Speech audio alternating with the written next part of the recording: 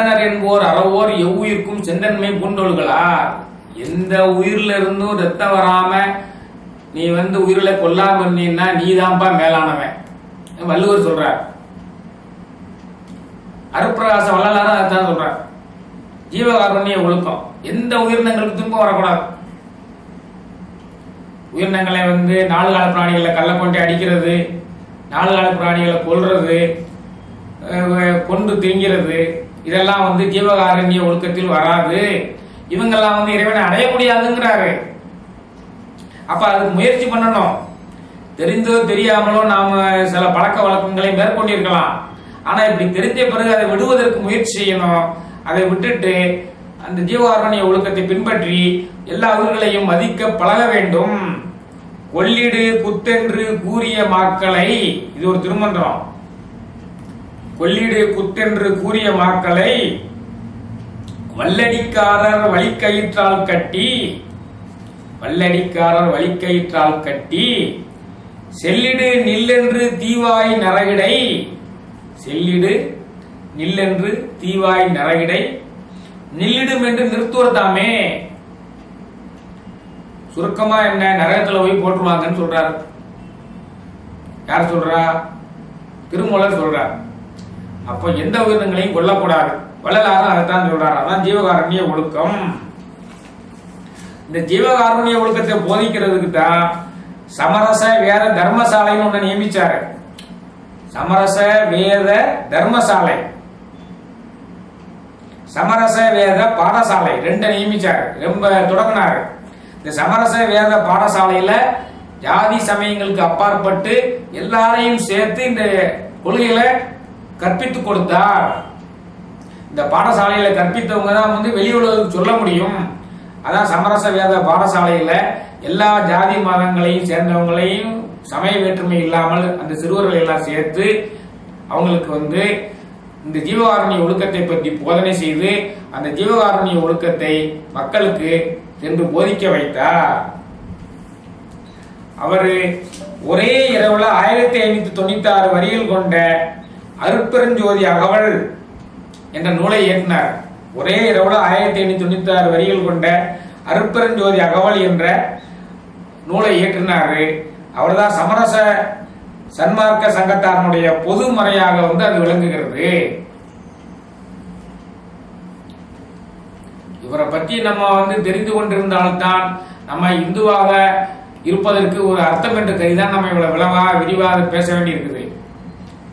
எவ்வளவு அற்புதமாக இறை தத்துவங்களை எளிமைப்படுத்தி எல்லோரும் மரணமலா பெருவாழ்வு எய்தலாம் என்பதை சொல்லியிருக்கிறாருன்னா அந்த மகானை நாம் நினைத்து போற்ற வேண்டும்.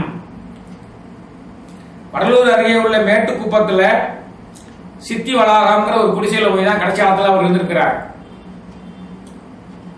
சித்தி வளாகம்னு பேரு. அந்த மேட்டுக்குப்பத்துல சித்தி வளாகம்ங்கிற ஒன்னை நியமிச்சு அந்த ஓட குடிசையில போய் தான் கடைசி காலத்துல இருந்திருக்கிறார். கடைசி காலத்துல இருந்து தன்னுடைய தத்துவங்களை எல்லாம் போதனை செய்து கொடுத்திருக்கிறார்.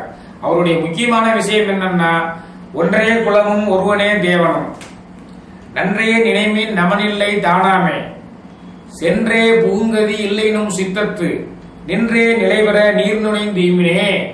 இந்த திருமந்திரம் தான் அவருக்கு ஒரு தூண்டுகோலா அமைஞ்சிருக்குது.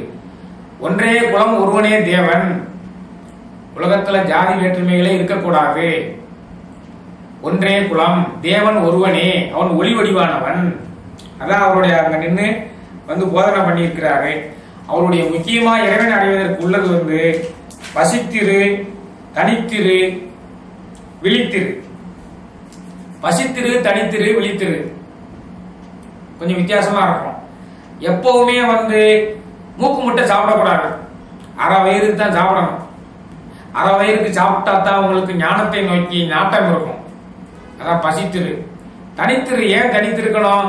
தனித்திருந்தாதான் நீங்க உங்களுக்கு பிடித்த இறை நாமத்தை சொல்லிக் கொண்டு இருக்க முடியும். நல்லா கவனிச்சுக்கிடுங்க. பசித்திருக்கணும், அரை வயிற்றுக்கு தான் சாப்பிடணும். மூக்கு முட்டை சாப்பிட்டுக்கிட்டு இருந்தாச்சுன்னா தூக்கம் வந்துடும், இறை சிந்தனையே வராது.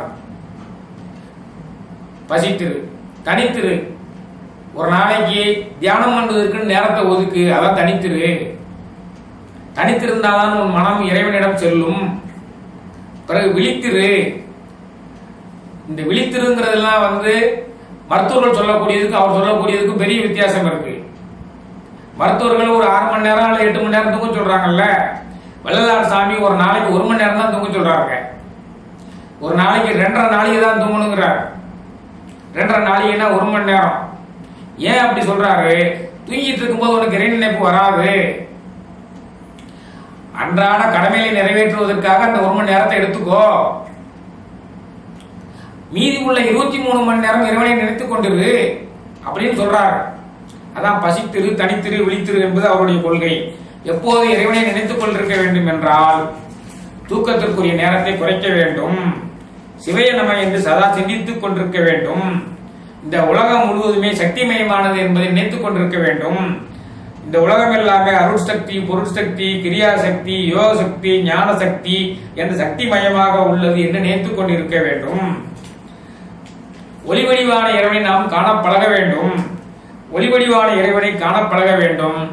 உடம்பிலே உத்தமன் கோயில் கொண்டிருக்கிறான் என்பதை உணர வேண்டும்.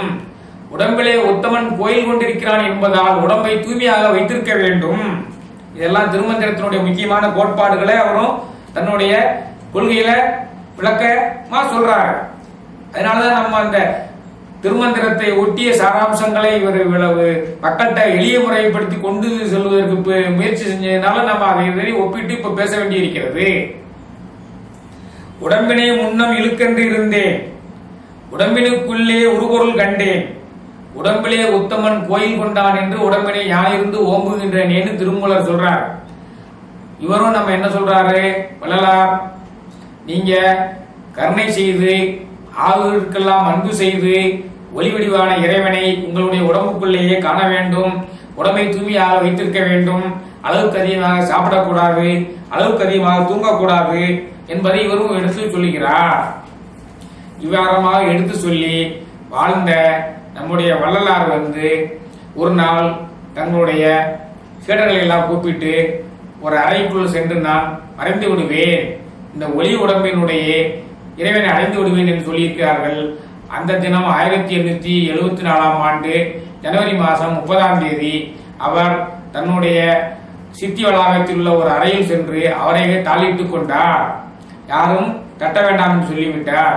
இருந்தாலும் அரசாங்க விதிகளின்படி அன்றைய மாவட்ட ஆட்சித்தலைவர் அவர்களும், அது பிரிட்டிஷ்காரங்க தான், அன்றைய மாவட்ட சுகாதார அலுவலர் அவர்களும் அந்த தாசில்தார் அவர்களும் கதவை திறந்து பார்க்கும் பொழுது அதில் எந்த விதமான சோடுகளும் இல்லை. அரசாங்க குறிப்புகளிலுமே இவர் எந்த விதமான மாற்று கருத்துகளும் இல்லை.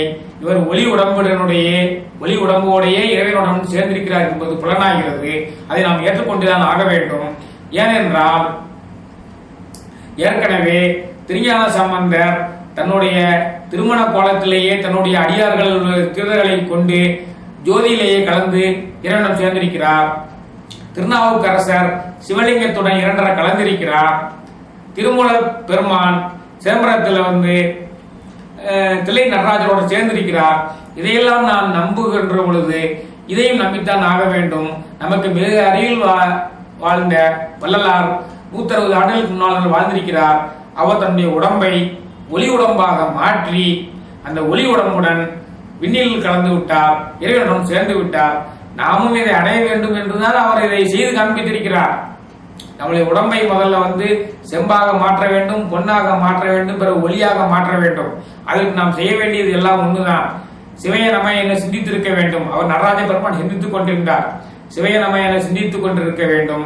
எல்லா உயிரிழத்திலும் அன்பு செய்ய வேண்டும், எல்லா உயிரிழத்திலும் கருணை செய்ய வேண்டும், ஜீவகாருண்ய ஒழுக்கத்தை பின்பற்ற வேண்டும், எந்த உயிரினங்களையும் கொல்லக்கூடாது, நல்ல உடம்பை தூய்மையாக வைத்திருக்க வேண்டும், பசித்திருக்க வேண்டும் என்றால் அளவாக சாப்பிட வேண்டும், தனித்திருக்க வேண்டும் என்றால் எவ்வளவு தனித்திருக்க முடியுமோ தனித்திருந்து இறைநாமத்தை சொல்ல வேண்டும், விழித்திருக்க வேண்டும் என்றால் விழித்திருக்க நேரமெல்லாம் இறைவனையை நாட வேண்டும். இப்படி நாடிக்கொண்டிருந்தால் நம்முடைய உடம்பை ஒளி உடம்பாக மாற்றி வள்ளலாரை போலவே நாமும் மரணமில்லா பெருவாழ்வு எய்த முடியும் என்று சொல்லி இந்த வள்ளலாரை பற்றி என்னுடைய உரையை நிறைவு செய்கிறேன். நன்றி, வணக்கம்.